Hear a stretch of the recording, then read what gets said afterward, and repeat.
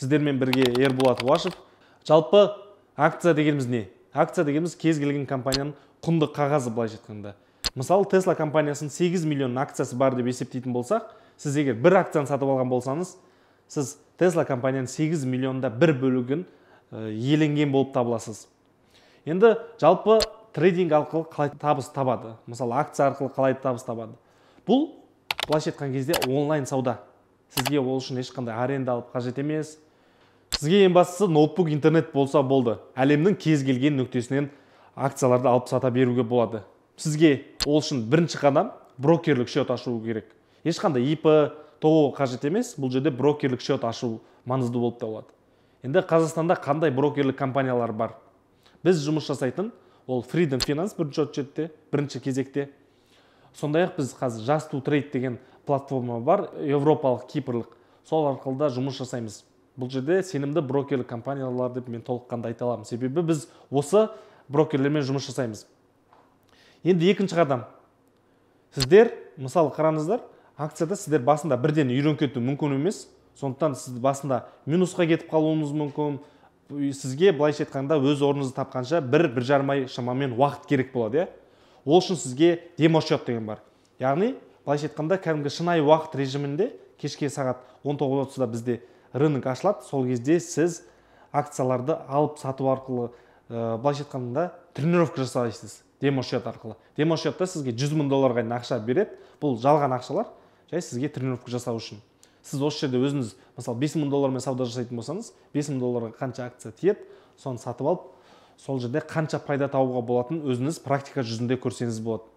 Сонымен трейдинг арқылы қалай пайда табамыз? Жалпы акциялармен де қалай пайда табамыз, Ол үшін біз, мысалы айтайық, Apple компаниясын 150 доллардан сатып алдық, 200 долларға келген кезде сатып жердік. Міне, нағыз онлайн сауда. Яғни арзан кезде сатып алдыңыз, қымбат кезде саттыңыз. Міне, трейдинг дәл осылай жұмыс жасайды. Арзан кезде сатып аласыз, қымбат кезде сатасыз. Мысалы айтайық, 10 долларлық NIO деген бар, электрокар шығаратын компания. 10 доллардан сіз, мысалы, 1000 долларға 100 акциясын сатып алдыңыз. Енді Tesla компаниясы 1 долларға өсетін болса, яғни сіз 100 доллар уже пайдадасыз. Міне, трейдинг деген дәл осылай жұмыс жасайды. Енді трейдингте көп адам бірден жетістікке жеткісі келеді. Бірден жетістікке жететін ол 100-ден 1 ғана. Себебі әр адам мысалы әртүрлі қабылдау. Кейбір адам ұзақ қабылдайды, кейбір адам тез үйренеді деген сияқты. Тікелей сіздің өзіңізге байланысты. Біз берген үй жұмыстарын күнделікті орындап, тиянақты орындап, маған жіберіп отыратын болсаңыздар, барлық ынтаңызбен беріліп тұрып оқитын болсаңыз, онда сіз міндетті түрде жетістікке жетесіз. Бұл жерде ең бастысы психология. Адамдар кейбір жағдайда минуста тұратын кездерде болады. Минуста тұрған кезде эмоциямен қорқып жауап тастауы мүмкін. Бірақ ол минус 20-ға дейін келіп, ары қарай плюс 120-ға дейін кетуі мүмкін. Осының барлығын алдағы уақытта сіздермен бірге жұмыс жасап, осы қателіктердің бәрін болмайтындай етуіміз керек. Енді сіздерге тағы бір айта кететін жайт.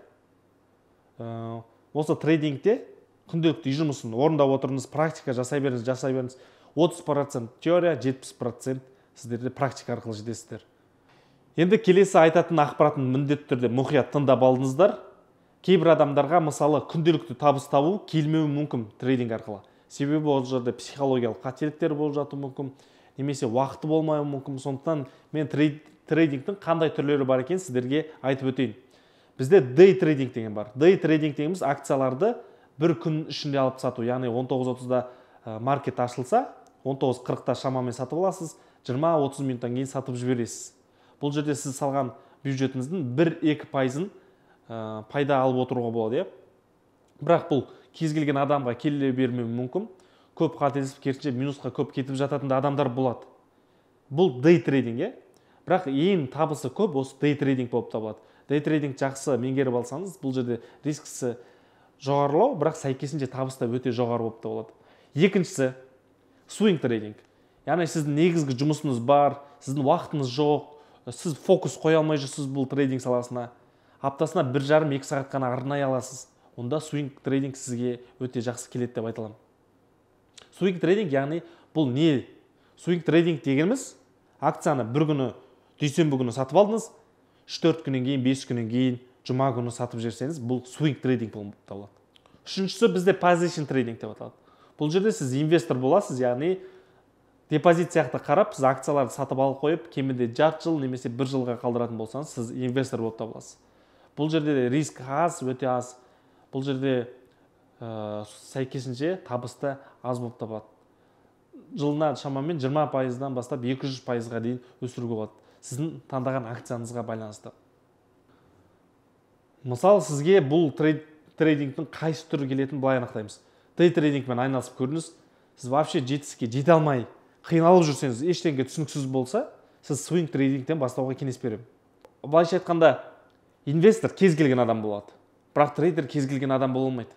Трейдер дегеніміз еңбекпен, білім, психология барлығын талап етіледі. Сізден трейдер шығармасақ та міндетті түрде инвестор шығарамыз. Бірақ сіз трейдер болсаңыз, табысыңыз әлбетте өте жоғары болады. Сондықтан да сіздер свинг трейдингтен бастап көрсеңіздер деп ойлаймын. Сонымен сіздерге алдағы уақытта демошотты қалай ашу керек, стратегияны қалай құру керек, соның барлығын көрсететін боламыз. Нәтиже көрсету тек сіздің өзіңіздің қолында екенін ұмытпайық. Рахмет.